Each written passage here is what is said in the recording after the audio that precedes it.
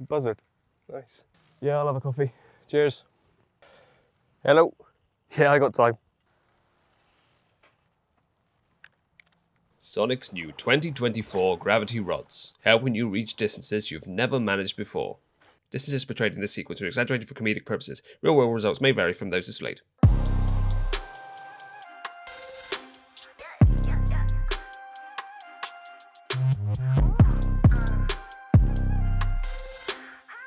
For 2024, Sonik are releasing a new and improved version of the Gravity rods. Now, these are rods I've actually been able to see progress throughout the years just in my time at Carpology. But go back even further than when I started Carpology, these came out, I think, around the 2014 year. But fast forward on to November 2018, I met up with Frank Warwick out in Belgium to film the then new Gravity rods. And as you can see from his iconic casting technique, he was blasting those rods back then very, very far. But there's a few things that have changed since those versions, and on to December 2020, I think it was. I filmed him again, once again, with the Gravity FWs. Those are his signature rods with Sonik. And then fast forward even further to these, which will be available in early 2024. It's actually currently December 2023, so I'm very privileged to have my hands on these a few months earlier than everyone else, but that's the perks of the job. And these are the latest, newest, improved Gravity rods. And I can vouch for that because, as I said, I've seen these throughout the years, and these are by far the best Gravity rods I've used from them. And an even better point about this is that because technology's advanced throughout all those years and things have become more readily available, whereas the previous iterations of the Gravity rods may have been quite pricey, so only a select few people could get them, people that thought, yeah, I'll branch out a bit more and buy something that costs a bit more.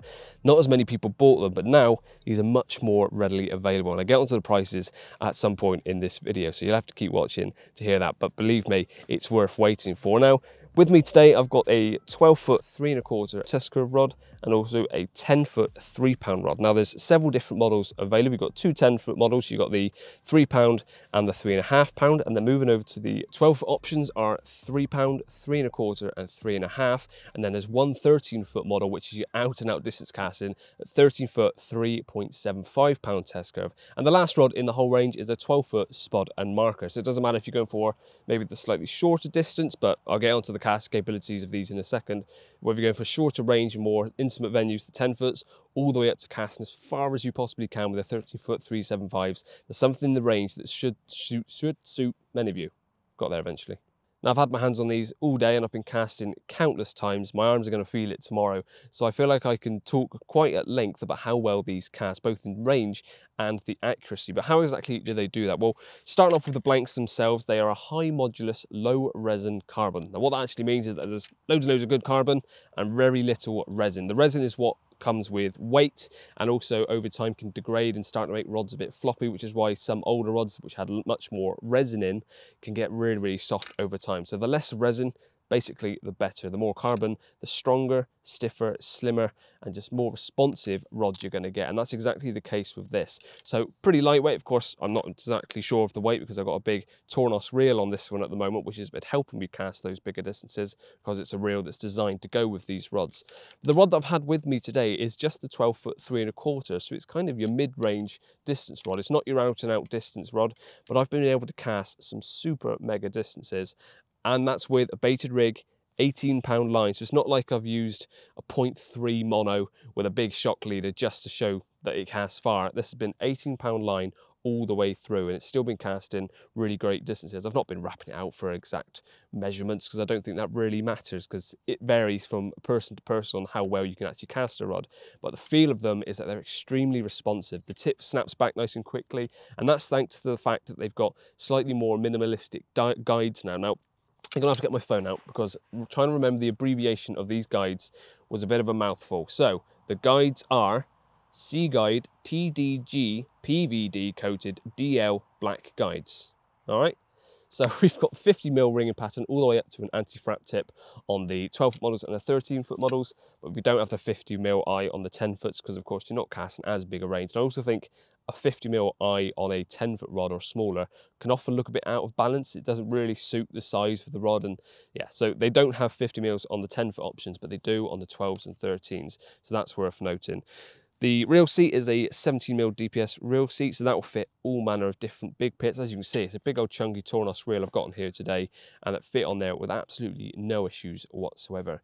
When it comes to cosmetics, It's fairly understated, nicely looking. You've got the blue weapons, which I've come to see through the Gravity rods throughout the years that they've been doing these. So you've got a little bit on the rear seat there and there. I don't think there's anything at the top end on these ones, but I did notice on the 10-foots, you've got some blue whippings around the first eye. So there's a slight difference. Then you've got a Japanese shrink-wrapped handle, all the way down to a slightly flared butt grip.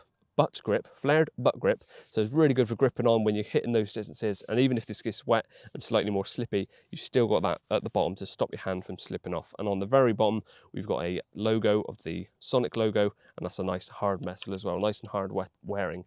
So the graphics and detail and look of them are really sleek, really understated, and I think they look the part, and they have done throughout all the years. But as I said, all those things combined with the resin, the low resin carbon, the lighter guides and everything, it means that these casts probably the best that these rods ever have done. Because the guides are so much lighter, the tip can whip back a lot better, and it will just be more responsive. You can whip the rod through the air quick, and as you can see from these shots, I was casting at good range repeatedly and not tiring me out either. So I was casting, the only bit that's tiring me out was cranking it back in from those distances every time to do it again, and moving the camera and getting another shot.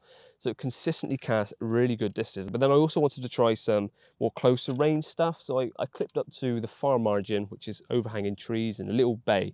Perfect just to test the accuracy. And I'd say still probably around the 60, 70 yard mark. So still a fair distance to be accurate. And that's one thing that it still is accurate. As you can see, repeatedly hitting that spot over and over again and not sort of deviating too much. Maybe this far to the right, this far to the left. That's just down to me. But the rod was very responsive. And even though it's a bit more of a casting rod, didn't feel overgunned for those smaller distances. So it's nice to know that whether you're fishing at great range or shorter range with the Gravities, there's no problem whatsoever with the 12-foots. I don't know about the 13-foots yet, but I'm sure it's going to be the same as it has been throughout the years.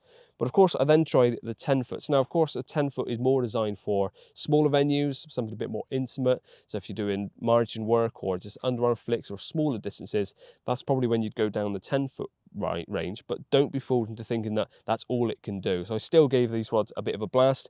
Of course, they feel like they're at their limit a bit more because they're smaller, a bit easier to whip around. They just feel like they're lacking a little bit with the real distance that the 12s and the 13s will reach. But if you went for a 10-foot model, which more and more people are doing, because we're seeing just how good a 10-foot rod is for smaller venues and larger, rest assured that whether you're fishing a smaller venue, close quarters, or you're going somewhere that's slightly bigger and you need to fish probably about 100 yards or so, you should still be able to get the 10 foots to those sort of distances. So don't worry, you're not going to be undergunned on bigger venues. Of course, if you're going further than that, you will be pushing it with the 10 foots, which is when you then go up to the 12s or the 13s. But as well as being able to cast great distances, I clipped that rod up to exactly the same spot I was casting the 12-foot rod to see how accurate it was. As I said, probably around the 60, 70 yard mark.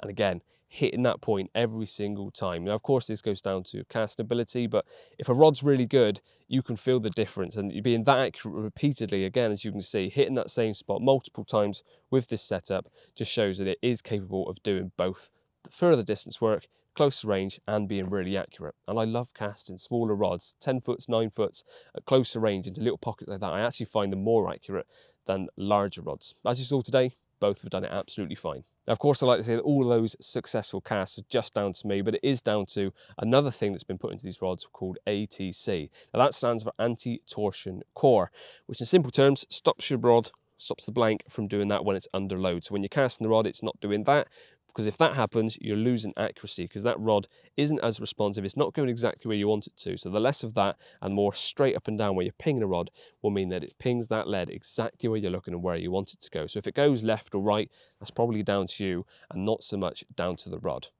And finally, the prices. You'll be pleased to know that they start from just $119.99, and that's with the 10-foot models. The 12-foots go up to $129.99 RRP, and lastly, the 13-foot 375 test curve rod comes in at $139.99 RRP. So for more information on any of these rods and the rest of the range, maybe the reels that you've seen today, the little Tornos, and this little extractor, which I'm going to be talking about sometime in the future, then do check out the Sonik website, and sure, there'll be more videos coming from us in the future. So make sure you subscribe to us and hit the bell icon so you don't miss any future uploads, including stuff on these rods and reels and also much, much more. Cheers for watching, and I'll see you again soon.